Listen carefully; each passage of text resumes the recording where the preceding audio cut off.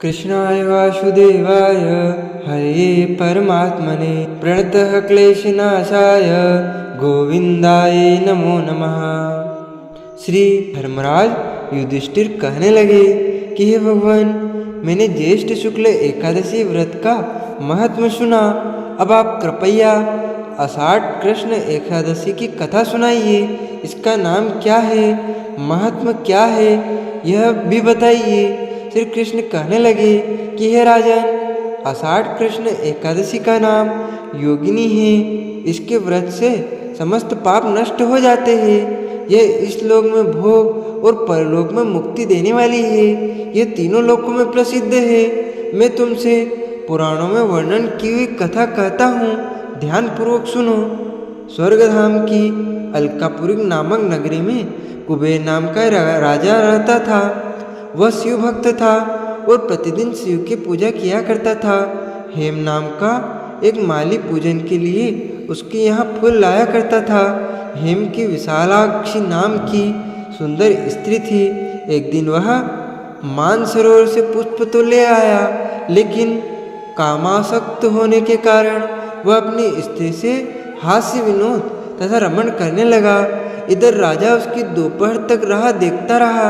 अंत में राजा कुबेर ने सेवकों को आज्ञा दी कि तुम लोग जाकर माली के न आने का कारण पता करो, क्योंकि वह अभी तक पुष्प लेकर नहीं आया। सेवकों ने कहा कि महाराज, वह पापी अति कामी है, अपनी स्त्री के साथ हास्य विनोद और रमण कर रहा होगा। यह सुनकर कुबेर ने क्रोधित होकर उसे बुलाया। हेम माली राजा के भय से कांपता हुआ उपस्थित हुआ। राजा कुबेर ने क्रोध में आकर कहा, अरे पापी, नीच, कामी, तूने मेरे परम पूजनीय ईश्वरों के ईश्वर श्री शिवजी महाराज का अनादर किया है। इसीलिए मैं तुझे श्राप देता हूँ कि तू स्त्री का वियोग सहेगा और मृत्यु लोक में जाकर कोढ़ी होगा। कुबेर के श्राप से हेममाली का स्वर्ग से पतन हो गया और वह उसी क्षण पृथ्वी पर गिर गया। भूतल पर आते ही उसके शरीर में श्वेत कोढ़ हो गया। उसकी स्त्री भी उसी समय अंतर ध्यान हो गई। मृत्यु लोक में आकर माली ने महान दुख भोगे। भयानक जंगल में जाकर बिना अन्न और जल के भटकता रहा। रात्रि को निद्रा भी नहीं आती थी, परंतु शिवजी की पूजा के प्रभाव से उसको पिछले जन्म की स्मृति का ज्ञान अवश्य रहा। घूमते घूमते एक दिन वह मार्कंड ऋषि के आश्रम में पहुंच गया, जो ब्रह्मा से भी अधिक वृद्ध थे और जिनका आश्रम ब्रह्मा की सभा के समान लगता था। हेममाली वहां आ जाकर उनके पैरों में पड़ गया। उसे देखकर मार्कंड ऋषि बोले, तुमने ऐसा कौन सा पाप किया है जिसके प्रभाव से यह हालत हो गई। हेममाली ने सारा वृतांत कह सुनाया। यह सुनकर ऋषि बोले, निश्चित ही तूने मेरे सम्मुख सत्य वचन कहे हैं, इसीलिए तेरे उद्धार के लिए मैं एक व्रत बताता हूँ।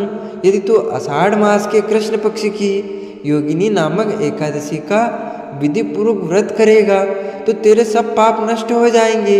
यह सुनकर हेममाली ने अत्यंत प्रसन्न होकर मुनि को साष्टांग प्रणाम किया। मुनि ने उसे स्नेह के साथ उठाया। हेममाली ने मुनि के कथा अनुसार विधि पूर्वक योगिनी एकादशी का व्रत किया। इस व्रत के प्रभाव से अपने पुराने स्वरूप में आकर वह अपनी स्त्री के साथ सुखपूर्वक रहने लगा। भगवान कृष्ण ने कहा, हे राजन, यह योगिनी एकादशी का व्रत 88,000 ब्राह्मणों को भोजन कराने के बराबर फल देता है। इसके व्रत से समस्त पाप दूर हो जाते हैं और अंत में स्वर्ग प्राप्त होता है। बोली श्री लक्ष्मी नारायण भगवान की जय।